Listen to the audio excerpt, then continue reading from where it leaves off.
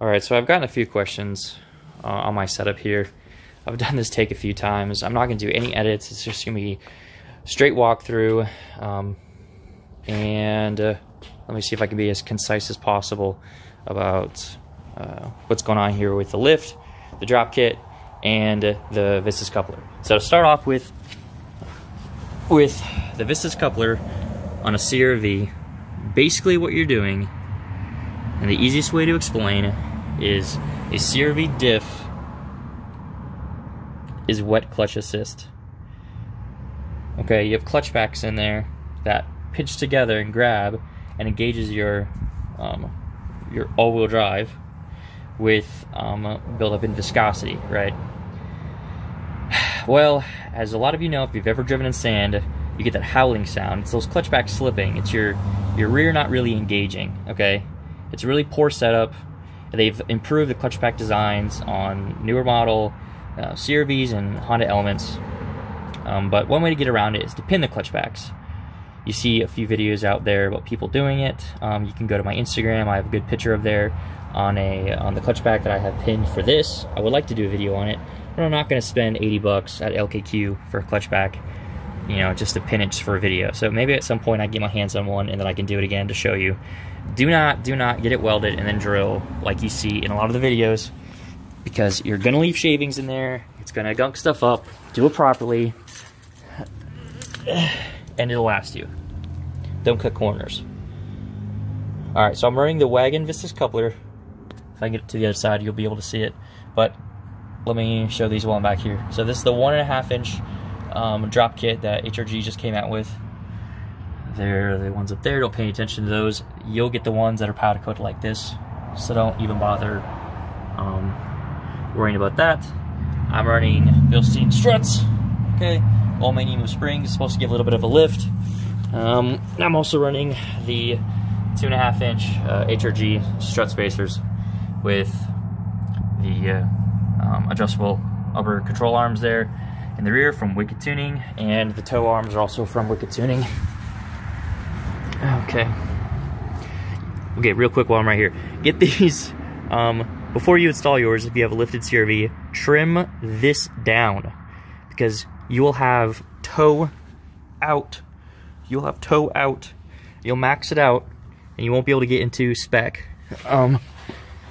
because of the way these are designed, okay? So I have little room for adjustment there, just a little bit, and the same with the other side, just barely any room for adjustment. So trim these down, and you'll be able to get that toe back in. Come on, adjust. There we go.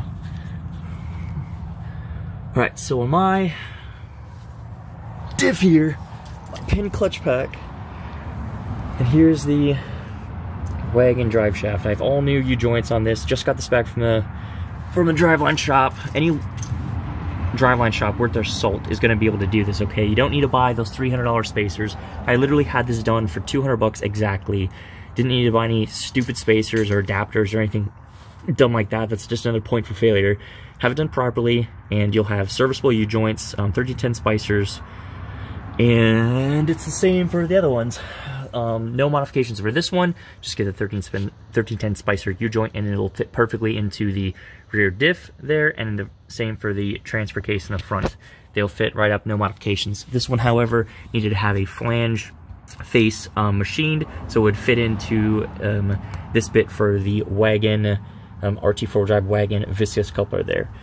So pretty much what you're doing with a Viscous coupler is you're deleting the old, slow, wet clutch assist that the CRV comes with, that uses a buildup in viscosity to engage your all-wheel drive and give you those rear wheels turning. Pitting the clutch packs in the diff and running a wagon Viscous coupler uses a much better design. There is essentially clutch packs in here as well, but the engagement is nearly instantaneous, and you will not get the slip that the clutch packs in the diff on a CRV will. The design got better in the newer CRVs and Elements, so you can swap to that if you want a budget, better all-wheel drive system.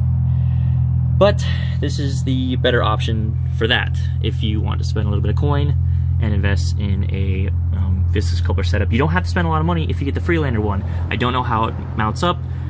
You'll have to look that up. A lot of people have done it. So this here actually mounts up to the factory carry bearing spot. Let's see if it'll adjust.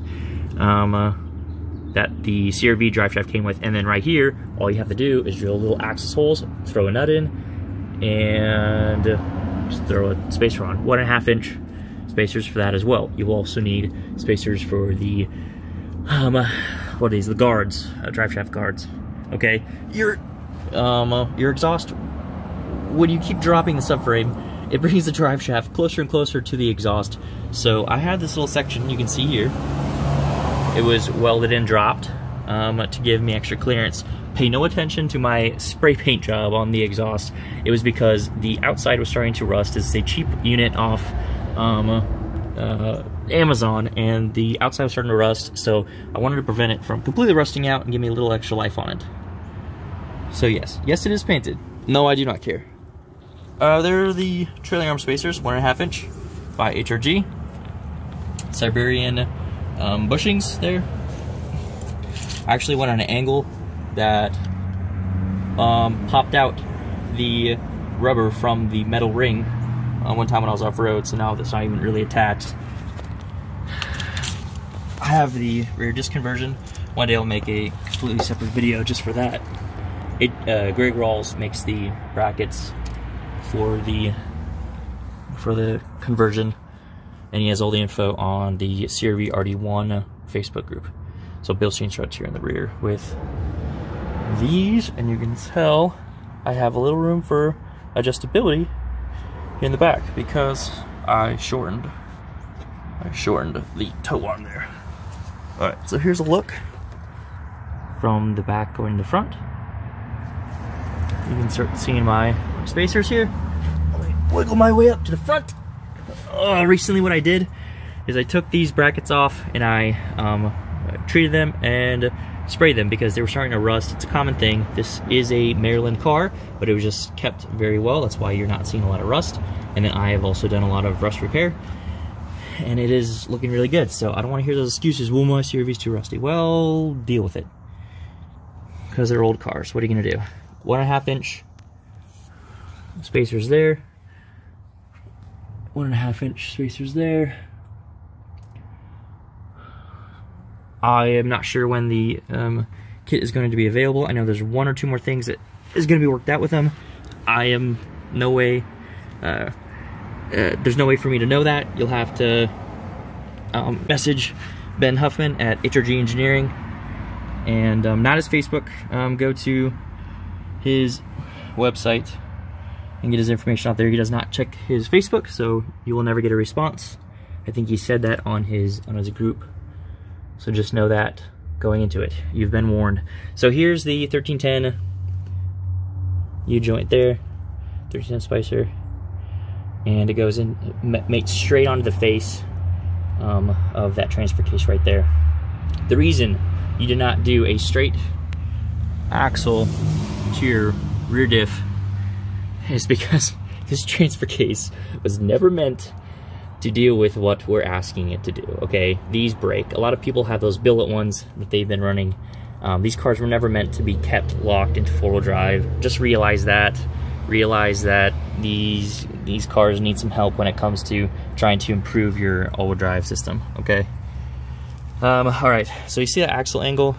It's nearly perfect, okay? And I have pretty big lift on this, all right? Well, I would consider it a mild lift.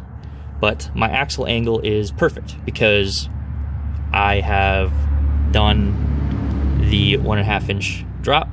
I haven't done an insanely big lift. You can get away with it, but you will reduce the life of your axles. These are Napa axles. You want to go with Napa axles because they're a little bit longer than all the other brands. Not sure why, but they are. I have replaced this steering rack before, and it is awful. I never want to do that again. Worst job I've ever done. Even harder than doing an engine swap, in my opinion. It's the Detroit axle one, though, so get the Detroit axle brand if you ever do have to swap it out, because it's a good one.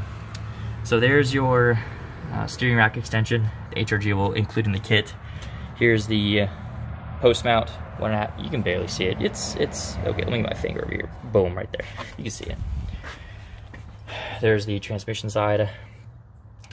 You will have to bend this bracket right here for your heater core. This metal bracket, just get a little something on there that you can put some weight on, and then bend it down. And what that's going to do is going to help clear the hose, the heater hose, so it doesn't. Will it adjust? So it doesn't rub up against the bottom of your factory, you know, whatever, like intake pipe. And I just push down on this, the heater hose here, and it just barely rests on the distributor. Not really. If you just push down on it, you can tell that there's just a gap right there. You don't want anything to touch things, because what ends up happening is, the reason this little guard is here is because things rub and it starts to cut into your stuff. So always be mindful of what's touching what whenever you start messing with things that are aftermarket. This was never meant to be here, right? So that's why it's messing with this. And this little guard just helps to keep this sharp metal lip from cutting into my throttle cable. Whew. All right, am I talking fast enough? So here's a swap. It's all looking very nice. Just don't look at this. Just don't look at that either. I'll fix that. 1.5 inch front strut spacers. Did I say that already? Well, there it is. Flipped control arms, front upper control arms from Trueheart. Flip them left to right and then upside down, and then dial it in so the wheel's pretty much standing straight up, and then go get in alignment. Go to a good place. A lot of places don't want to even mess with anything that's aftermarket, and it's such a pain to get your car back and everything's lopsided. I've wasted too much money on places that are worthless. So do your research and go to a good place. So here's the bottom. Everything on this car is brand new. I am very happy with how this is coming along. All hoses, all belts, everything's gates. Brand new oil pan gasket. Everything's coming out so nice. Very happy with this. So there she is. Any questions? Let me know. Boom, 1.5 inch spacer. So easy to install, you have no idea. One tip. Do not use power tools, air guns on Hondas. Hondas don't like it. I don't know why. 215, 75, 15 tires. And it fits great. You don't have the tires super close. There's my hand. You don't have the tires super close. I'm actually running 235, 75, 15 in a little bit. I have them coming. So you can see the size right there. I have them coming. I'm gonna run bigger tires because I got all this space, and these are just starting to look small. So here's my walk around. Sorry if that was too long. It was too long, but you know what? There's some good information in there that a lot of people are always asking about. So I hope you get something from this, and I will obviously do more stuff for walking around my car. For walking around my car, like a walk around my car. This is not K&N. No, it's not. It's Spectre. But the sticker, I like the sticker. Why not? The only reason I make these videos is for me and to make informational stuff for people who may be interested. So yeah, I hope this has been informational. I'll do a video about this stuff later too, because a lot of people ask about a lot of stuff that I got going on. I've done a lot of work to this, and it's a lot of fun. Oh yeah, real quick, let me hit on something. I do a lot of things real quick. You can pour all the money you want into a CR-V, okay? It'll be fun, it'll be cool, it'll be a good car, but it's never gonna be an off-road car, okay? A lot of people are like, well, you could just buy a Jeep or, you know, a Toyota, you know, Tacoma, Land Cruisers, 4Runners. They're all better cars. They have real four-wheel drives, okay? This does not. It'll never be that. It'll never have a straight axle. It'll never be as capable. But I like Hondas. I like CR-Vs. I like working on this. It's fun. It's fun for me. And that, at the end of the day, it's just got to be fun for you. If you're working on something that you don't care about, it's just not going to give you that same thing. You know what I mean? I like Honda. I like working on Honda. Like, this is easy. Like, I did this whole swap myself, you know? And it's fun for me. At the end of the day, that's really all that matters. So don't build a car for people. Like, build a car for yourself. That's really all that matters. So there we go. That's all I have to say. Thanks.